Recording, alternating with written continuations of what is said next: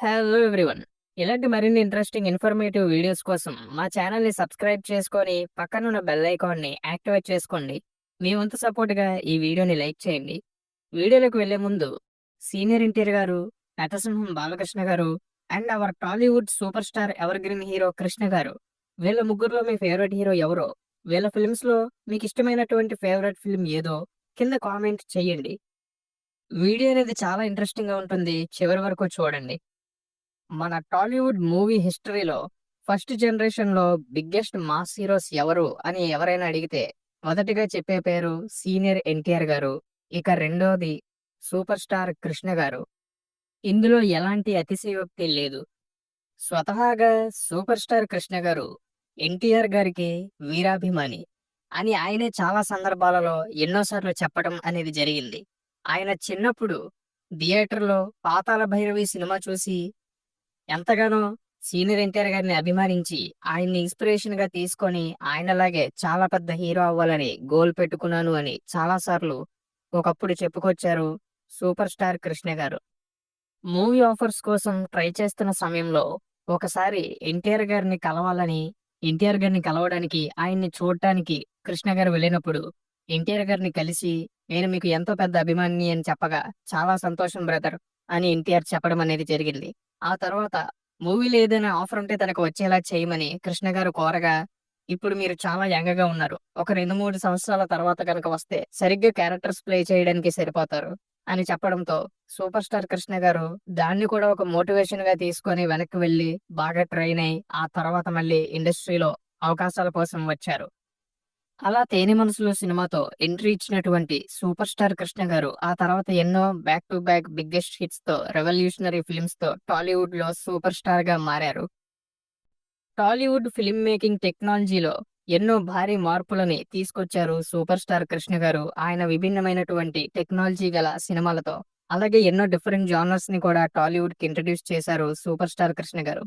First cowboy, first James bond, first 70 MM, first CinemaScope ఇలా చాలా విభాగాల్లో సరికొత్త ట్రెండ్‌ని క్రియేట్ చేశారు ఆ టైంలో మన టాలీవుడ్ ఫిల్మ్ మేకింగ్‌లో సూపర్ స్టార్ కృష్ణ గారు. అందుకే ఆయన ఫ్యాన్స్ అంతా కూడా ఆయన్ని డేరింగ్, డాషింగ్ సూపర్ స్టార్ అని పిలుస్తూ ఉండేవారు. ఈ విధంగా ఫస్ట్ జనరేషన్‌లో సీనియర్ ఎన్టీఆర్ గారి తర్వాత బిగ్గెస్ట్ మాస్ హీరోగా నిలిచారు సూపర్ స్టార్ కృష్ణ గారు.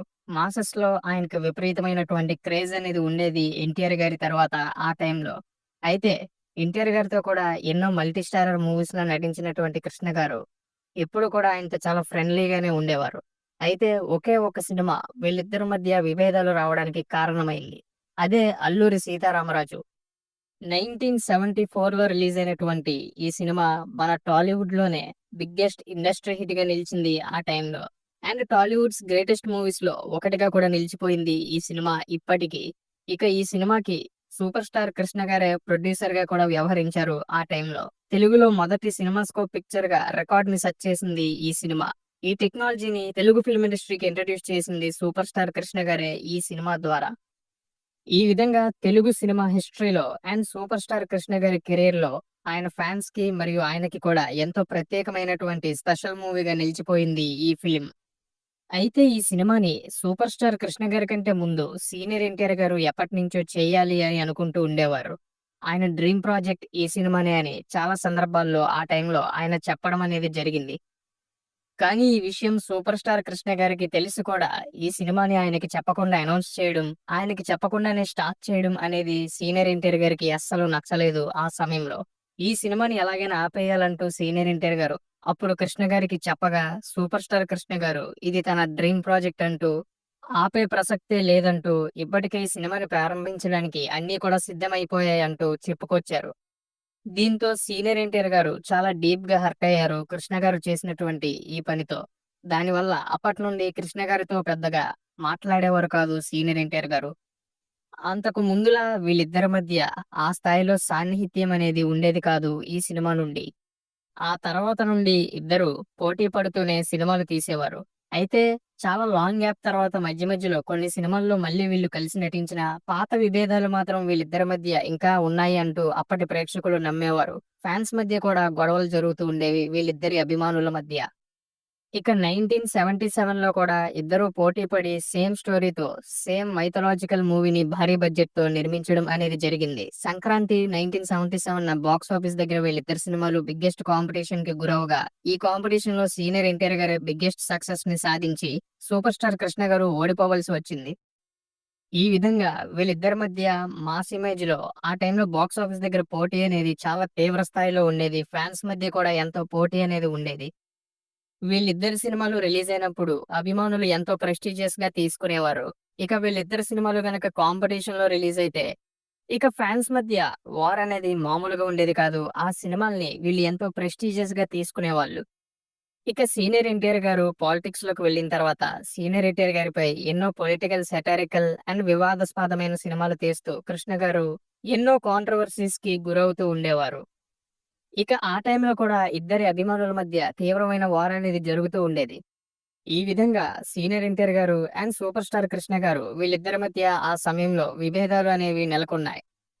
అవకాశం దొరికినప్పుడల్లా సీనియర్ ఎన్టీఆర్ గారిని కృష్ణ గారు విమర్శిస్తూ ఉండేవారు. ఇక తర్వాత చాలా సంవత్సరాలు ఇలా పూర్తయ్యాయి. అయితే నటసింహం బాలకృష్ణ గారు ఆ విషయాన్ని అస్సలు మర్చిపోలేదు. ఇన్‌ఫాక్ట్ చాలా సీరియస్‌గా తీసుకున్నారు కూడా.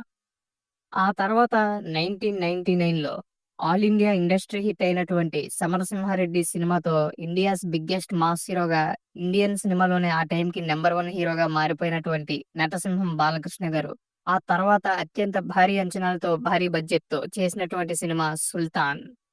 ఇక మన టాలీవుడ్ సంగతైతే చెప్పాల్సిన అవసరమే లేదు. ఆ టైంకి మన తెలుగు ఫిల్మ్ ఇండస్ట్రీలోనే నంబర్ 1 హీరోగా కొనసాగుతున్నారు నటసింహం బాలకృష్ణ గారు. ఆ టైంకి తన పవర్ అనేది ఫిల్మ్ ఇండస్ట్రీలో ఎలా ఉంది అంటే, ఎంతటి స్టార్ హీరో అయినా సరే తన ముందు తల వంచాల్సిందే అన్న స్థాయిలో బాలకృష్ణ గారు ఉన్నారు ఆ టైంలో. ఇక ఈ సినిమాలో సీనియర్ స్టార్స్ అయినటువంటి సూపర్ స్టార్ కృష్ణ గారు, కృష్ణంరాజు గారు ఈ సినిమాలో క్యారెక్టర్ ఆర్టిస్ట్స్‌గా నటించడం అనేది జరిగింది. ముఖ్యంగా ఈ సినిమా రిలీజ్ అవ్వడానికి ముందు ఆడియన్స్‌లో విపరీతమైన అంచనాలు ఏర్పడడానికి కారణం బాలకృష్ణ గారు 'సమరసింహారెడ్డి' లాంటి ఇండస్ట్రీ హిట్ తర్వాత చేస్తున్నటువంటి సినిమా కాగా, మరొక అంచనాలను పెంచే విషయం ఏంటంటే, సాధారణ ప్రేక్షకుల్లో కూడా సూపర్ స్టార్ కృష్ణ గారు బాలకృష్ణ గారి సినిమాలో క్యారెక్టర్ ఆర్టిస్ట్‌గా నటిస్తున్నారు అనగానే ఎంతో భారీ అంచనాలనేవి ఏర్పడ్డాయి. ఈ సినిమాకి రికార్డ్ బ్రేకింగ్ ఓపెనింగ్స్ అనేవి దక్కాయి. అలా 27థ్ మే 1999 ఆడియన్స్ ముందుకొచ్చింది ఈ సినిమా. కృష్ణంరాజు గారు ఈ సినిమాలో క్యారెక్టర్ ఆర్టిస్ట్‌గా నటిస్తున్నారు అనే దాన్ని ఎవరు అంతగా పట్టించుకోలేదు. కానీ సూపర్ స్టార్ కృష్ణ గారు ఈ సినిమాలో క్యారెక్టర్ ఆర్టిస్ట్‌గా చేస్తున్నారు అన్న విషయం తెలియగానే సినిమాపై చాలా భారీ అంచనాలు ఏర్పడ్డాయి. ఓపెనింగ్స్‌కి కూడా అవి ఎంతగానో హెల్ప్ అయ్యాయనే చెప్పాలి. ఇక ఈ సినిమా బాక్స్ ఆఫీస్ దగ్గర ఓపెనింగ్స్‌లో అదరగొట్టినా సరే, చాలా మంది సూపర్ స్టార్ కృష్ణ గారి ఫ్యాన్స్ ఈ సినిమా చూసి డిసప్పాయింట్ అవ్వడం అనేది జరిగింది. ఎందుకంటే బాలకృష్ణ గారి లాంటి కృష్ణ గారికి జూనియర్ అయినటువంటి యాక్టర్ సినిమాలో ఆయన క్యారెక్టర్ ఆర్టిస్ట్‌గా నటించడం అనేది ఆయన ఫ్యాన్స్ జీర్ణించుకోలేకపోయారు. వాళ్ళకసలు నచ్చలేదు కూడా. ఇక బాక్స్ ఆఫీస్ దగ్గర కూడా ఈ సినిమా డిజాస్టర్‌గా నిలిచింది. అయితే నటసింహం బాలకృష్ణ గారి తెగింపుని, ఇంటెలిజెన్స్‌ని అందరూ మెచ్చుకోగా, తెలుగు ప్రజలైతే ఇండస్ట్రీలో బాలకృష్ణ గారికి ఉన్నటువంటి పవర్‌ని చూసి ఆశ్చర్యపోయారు. ఎందుకంటే సూపర్ స్టార్ కృష్ణ గారి లాంటి ఒక సీనియర్ మాస్ హీరోని తన సినిమాలో క్యారెక్టర్ ఆర్టిస్ట్‌గా మార్చుకోవడం అనేది కేవలం బాలకృష్ణ గారికి మాత్రమే సాధ్యపడింది.